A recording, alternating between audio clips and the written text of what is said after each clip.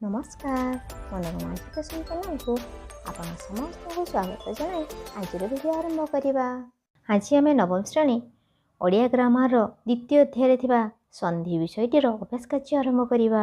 एक नंबर देख कौन अच्छी संधि क्या कहती कहती ना परस्पर सन्निहित प्रथम पदर शेष वर्ण और शेष पदर प्रथम वर्णर मिलन को संधि कह जाए।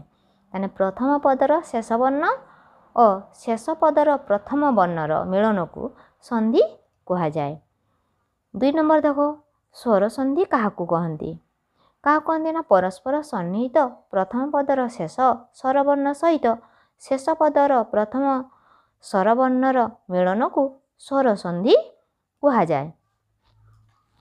3 नंबर कौन अच्छी ना व्यंजन संधिर संज्ञा लेख कही कौन लिखा ना परस्पर सन्निहित प्रथम पदर शेष व्यंजन वर्ण सहित शेष पदर प्रथम स्वरवर्ण बा व्यंजन वर्णर मिलन को व्यंजन संधि कह जाए। 4 नंबर कौन अच्छी ना विसर्ग संधिर लक्षण कौन ताने विसर्ग संधिर लक्षण कौन ना विसर्ग युक्त शब्द परे स्वरवर्ण बा व्यंजन वर्ण संयुक्त हेले विसर्ग संधि हुए। रे हण और स्वरे हण हेउचंदी एही संधिर गोटे गोटे रूप। 5 नंबर कौन अच्छी ना संधि विच्छेद कर कौन अच्छी देवर्षि संधि विच्छेद कले कौन हेबो देवयुक्त ऋषि देवर्षि। सदाचार कौन हेबो ना सदयुक्त आचार सदाचार। सूच्यग्र कौन हेबो सूचियुक्त अग्र सूच्यग्र। तापर कौन अच्छी ना स्वागत सुयुक्त आगत स्वागत। नेक्स्ट कौन अच्छी देख गायक गई युक्त अग गायक। गायक पर कौन अच्छी उज्ज्वल उद्युक्त ज्वल उज्ज्वल।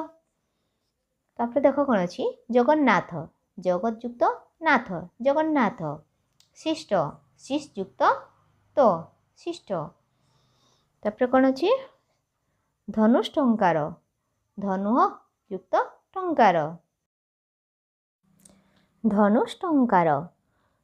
मनोवांछा मन युक्त वांछा मनोवांछा। स्वर्गत स्वयुक्त गत स्वर्गत। निर्देश नियुक्त देश निर्देश। वर्तमान 6 नंबर संधि कर ताले प्रतियुक्त अह कौन हम प्रत्यय। तापर कौन अच्छी संयुक्त हति संहति। महायुक्त उदधि महोदधि। उद्युक्त छेद उच्छेद।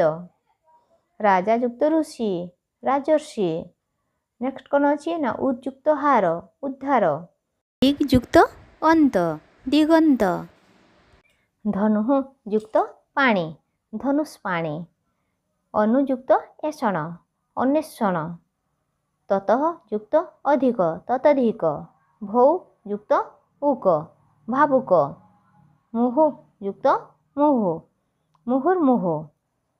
वर्तमान 7 नंबर भ्रम संशोधन कर संशोधन करने कथा मुझे संशोधन करके लिखिदे कौन अच्छी ना जतीन्द्र।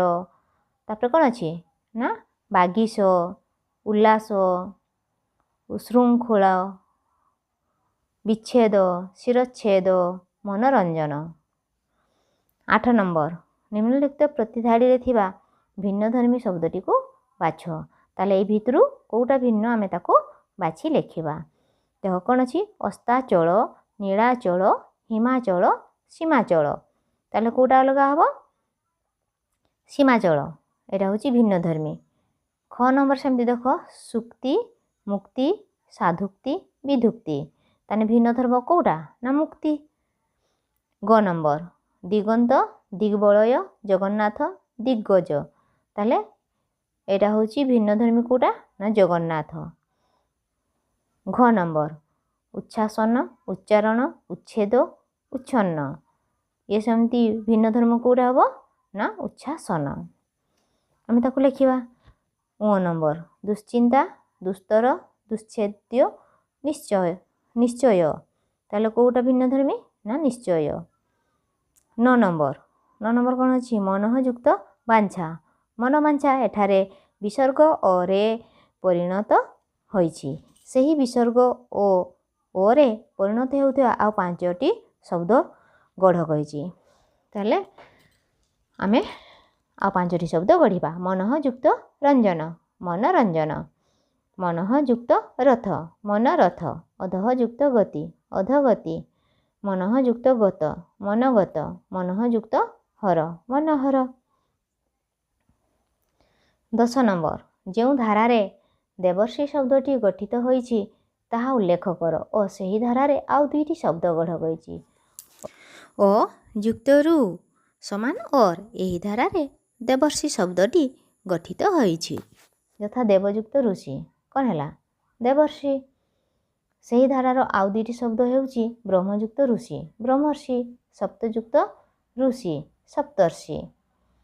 ବର୍ତ୍ତମାନ 11 ନମ୍ବର କ'ଣ ଅଛି ନିମ୍ନରେ ବାମ ପାଖରେ କେତୋଟି ଶବ୍ଦ ଦିଆଯାଇଛି। ପ୍ରତ୍ୟେକ ଶବ୍ଦର ଡାହାଣ ପାଖ ଧାଡ଼ିରୁ ତାର ସନ୍ଧିଗତ ସମ୍ପର୍କ ଥିବା ଶବ୍ଦଟିକୁ ଆଣି ଯୋଡ଼ କହିଛି। ଦେଖ କ ନମ୍ବର କ'ଣ ଅଛି ପରୀକ୍ଷା। ଏଠି କ'ଣ ଅଛି ମୁନୀଶ୍ୱର ନିରୀକ୍ଷା ବାଗୀଶ। ତାହେଲେ କେଉଁଟା ହେବ ପରୀକ୍ଷା ନିରୀକ୍ଷା। ଘରେ ସେମିତି ଦେଖ ମହୋଦଧି। ତାହେଲେ ଡାହାଣ ପଟେ କ'ଣ ଅଛି ମହାସାଗର ମହୋତ୍ସବ ମହାପାପ। ତାହେଲେ ସନ୍ଧିଗତ ସମ୍ପର୍କ ଥିବା ଶବ୍ଦଟି କେଉଁଟା ହେବ ନା ମହୋତ୍ସବ। ଗରେ ସେମିତି ଦେଖ ଅଛି ଅନୁଚ୍ଛେଦ। କେତୋଟି ଶବ୍ଦ ଦେଇଛି 3ଟି ବିଚ୍ଛେଦ ଉଚ୍ଛେଦ ଉଲ୍ଲାସ। ତାହେଲେ ସନ୍ଧିଗତ ସମ୍ପର୍କ ଥିବା ଶବ୍ଦଟି କେଉଁଟା ହେବ ନା ବିଚ୍ଛେଦ। ଘରେ ସେମିତି ଅଛି କ'ଣ ଜଗନ୍ନାଥ। ସନ୍ଧିଗତ ସେମିତି ତା ସହିତ ସମ୍ପର୍କ ଥିବା ଶବ୍ଦଟି କେଉଁଟା ହେବ ନା ଜଗନ୍ମୋହନ। ଉଁରେ ଅଛି ନିଷ୍ଫଳ ନିର୍ଜନ ନିରାଶ ନିଷ୍ପାପ। କେଉଁଟା ହେବ ନା ନିଷ୍ପାପ। 12 ନମ୍ବର ସେମିତି ଦେଖ ତଳ ବାକ୍ୟ ଗୁଡ଼ିକରେ ଥିବା ରେଖାଙ୍କିତ ପଦ ଗୁଡ଼ିକ ସ୍ଥାନରେ ସମାନ ଅର୍ଥବୋଧକ ବିସର୍ଗ ସନ୍ଧି ଜନିତ ପଦ ଯୋଡ଼ି ବାକ୍ୟକୁ ଠିକ୍ ଭାବରେ ଲେଖ। କ ନମ୍ବର କ'ଣ ଅଛି ହରି ଜଣେ ଲୋଭଶୂନ୍ୟ ମଣିଷ। ତାହେଲେ ଆମେ ରେଖାଙ୍କିତକୁ କ'ଣ କରିବା କହିଛି ରେଖାଙ୍କିତ ପଦ ଗୁଡ଼ିକ ସ୍ଥାନରେ ସମାନ ଅର୍ଥବୋଧକ ବିସର୍ଗ ସନ୍ଧି ଜନିତ ପଦ ଯୋଡ଼ି ବାକ୍ୟକୁ ଠିକ୍ ଭାବରେ ଲେଖିବା। ତାହେଲେ ଲେଖିବା ହରି ଜଣେ ନିର୍ଲୋଭ ମଣିଷ। ହରି ଜଣେ ଲୋଭଶୂନ୍ୟ ମଣିଷ କହିଛି ଆମେ ଠିକ୍ ଲେଖିବା ହରି ଜଣେ ନିର୍ଲୋଭ ମଣିଷ। ଘରେ ସେମିତି ଦେଖ କ'ଣ ଅଛି ପରମେଶ୍ୱରଙ୍କର ଆକାର ନାହିଁ।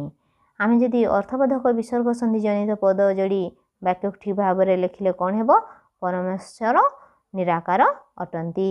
ଗରେ ସେମିତି ଧନବିହୀନ ଜୀବନ ନିରର୍ଥକ ଅଟେ। ଆମେ ଠିକ୍ ଭାବରେ ଲେଖିଲେ କ'ଣ ହେବ ନିର୍ଧନ ଜୀବନ ନିରର୍ଥକ ଅଟେ। ଘରେ ସେମିତି ଅଛି ଦେଖ ଜଳଶୂନ୍ୟ ସ୍ଥାନରେ ବେଶୀ ସମୟ ରହିହେବ ନାହିଁ। ଆମେ ଠିକ୍ କରି ଲେଖିଲେ କ'ଣ ହେବ ନିର୍ଜନ ସ୍ଥାନରେ ବେଶୀ ସମୟ ରହିହେବ ନାହିଁ। ଆଜି ପାଇଁ ଏତିକି ନେକ୍ସଟ ଭିଡ଼ିଓରେ ତୃତୀୟ ଅଧ୍ୟାୟଟି ଆଲୋଚନା କରିବା। ଧନ୍ୟବାଦ।